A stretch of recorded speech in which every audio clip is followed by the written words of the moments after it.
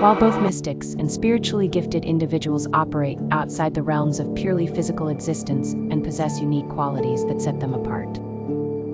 Mystics, often engaged in deep contemplation and spiritual practices, seek union with the divine or God, experiencing profound insights and transcendent states. In contrast, spiritually gifted people may exhibit heightened sensitivity, intuition, or empathic abilities, typically focusing on the enhancement of their personal and others' spiritual growth without necessarily seeking direct communion with the divine. Hello, truth seekers. Welcome to the Reality Unveiling. I'm your host, Gimbo Madina. Since this serves as our first episode of the Reality Unveiling, the main topic is mysticism, but I will be touching briefly on different, but related topics to help create a foundation for our future videos. I do believe that this topic popping up in my mind is not a coincidence. A lot of us misunderstand it and even fear it due to our limited understanding of the term mysticism.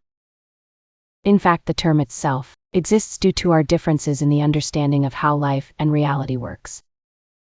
Some people know more than others, and it is human nature to fear the unknown. For example, growing up, I used to fear the words ritual and ritualists. Each time I heard those words, I would immediately start imagining those movies clips of sacrificing human beings on an altar. But what does the word ritual actually mean? A ritual is a structured, repetitive sequence of actions, words or gestures performed in a fixed order, often with symbolic meaning. Here the word is often with symbolic meaning, not always, to mark transitions, express belief, or achieve spiritual connection. These ran from religious ceremonies like baptism or prayer rituals to everyday personal habits like a morning coffee routine. So you see that?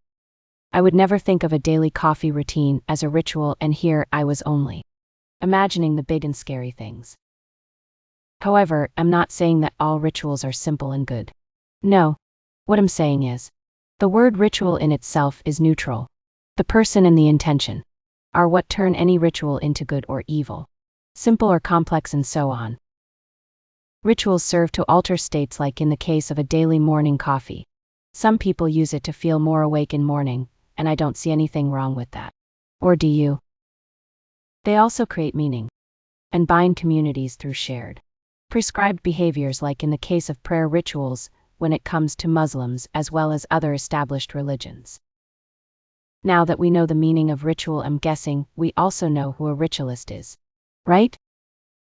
When it comes to religion, a ritualist is a person who emphasizes the importance external, formal and symbolic acts in worship or religion in general.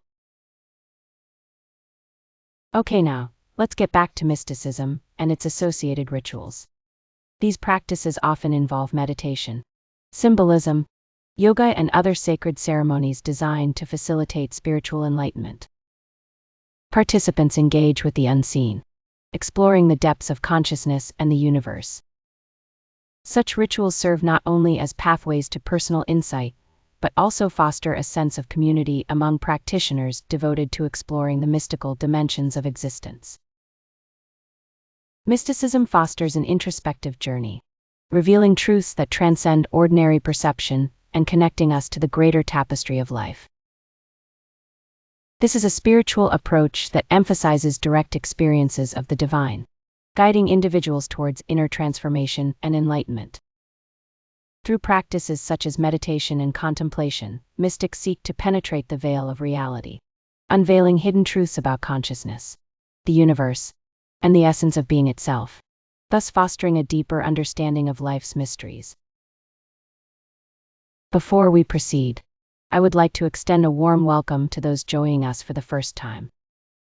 If you enjoy this content and wish to stay updated on future videos, please take a moment to like and subscribe. Engaging with our community not only helps us grow but also ensures you won't miss out on any exciting updates. Thank you for being here, and I look forward to sharing more with you. Like I said at the start of this video, our main discussion is about mysticism, but we are briefly talking about other related topics. First, we will see how you can tell if you or someone else is a mystic.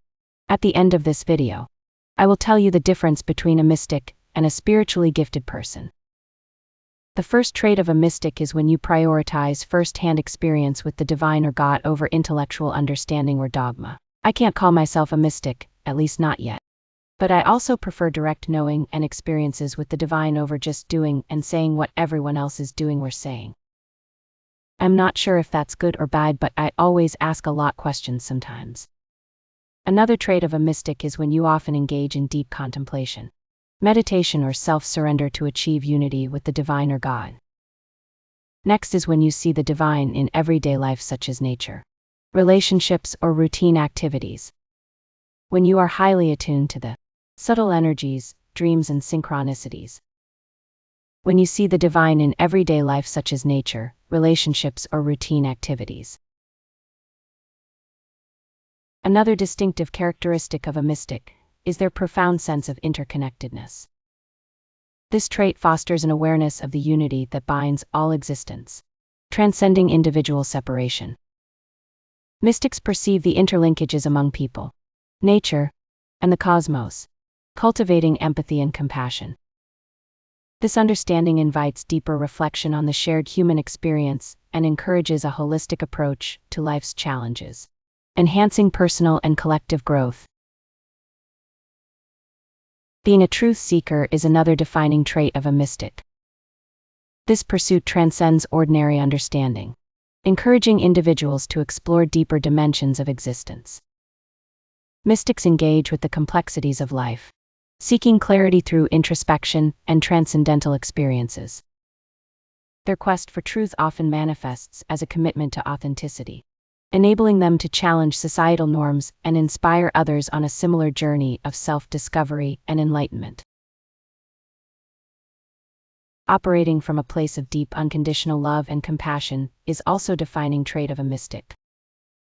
Such individuals embody empathy, extending kindness without judgment or expectation. This profound understanding of human experience fosters connections that transcend superficial interactions. By embracing compassion as a guiding principle, mystics promote healing and unity, inspiring others to cultivate similar qualities in their own lives and communities.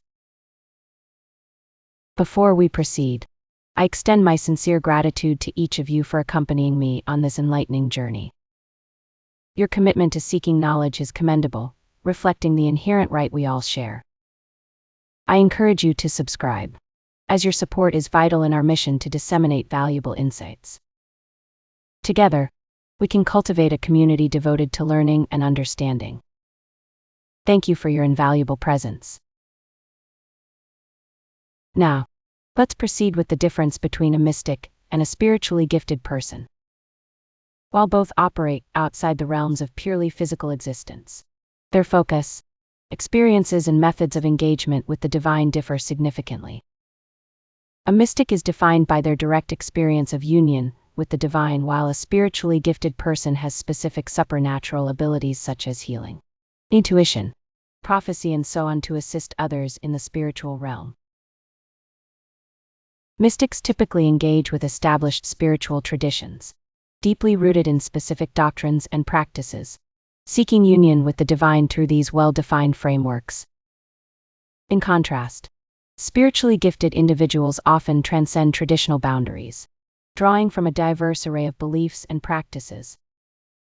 This mobility allows them to explore and synthesize various spiritual experiences, creating a unique, personal path that may not adhere to any singular tradition. Mystics often, maybe not always, but they often seek solitude as a means of deepening their understanding of the divine, engaging in introspection and meditation. Conversely, spiritually gifted individuals may find fulfillment in social interactions, leveraging their abilities to inspire and connect with others.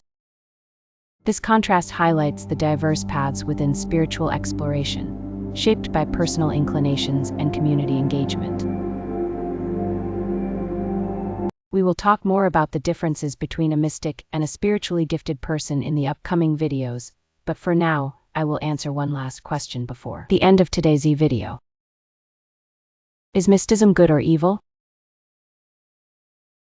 Like I said at the start and the previous promo video, Mysticism transcends traditional boundaries, existing independently of organized religion or defined moral frameworks.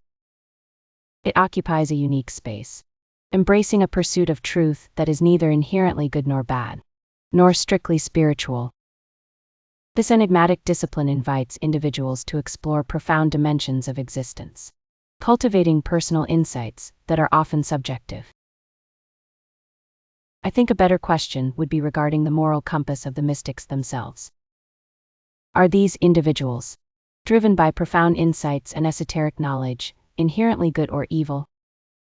This distinction is crucial, as their intentions and actions significantly impact how you view the concept of mysticism.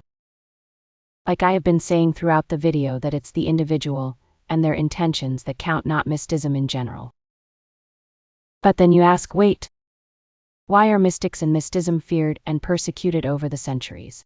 Just stay tuned, because I intend to answer that question in my next video. Starting with the basic fact that mystics often challenge established doctrines and social norms. Their unconventional insights and experiences threaten the status quo, leading authorities to view them as subversive.